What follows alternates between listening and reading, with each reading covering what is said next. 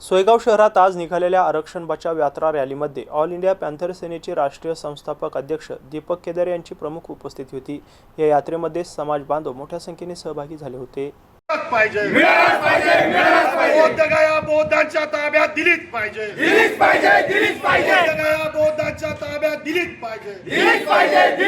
शाहीचं धोरण ईव्हीएम हटलंच पाहिजे, शाहीचं धोरण ईव्हीएम हटलंच पाहिजे, जातीत तेढ निर्माण करणारं वर्गीकरण रद्द झालंच पाहिजे।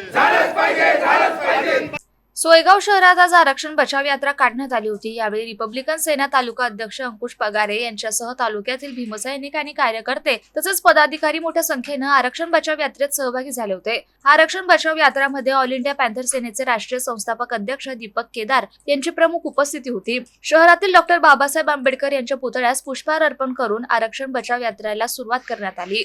विजय चौधरी, MCN न्यूज, सोयगाव।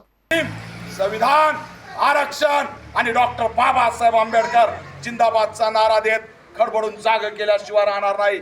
आम्ही आक्की उभीची उभी, आग आहेत आग, आणि आगीच्या नादी लागू नका, भस्मसात झाल्याशिवाय राहणार नाही हाच इशारा देतो। आणि आमच्या समाजाच्या सामाजिक न्यायाची जर हत्या केली तर या सरकारला आम्ही सोडणार नाहीत हा गर्भित इशारा देतोय।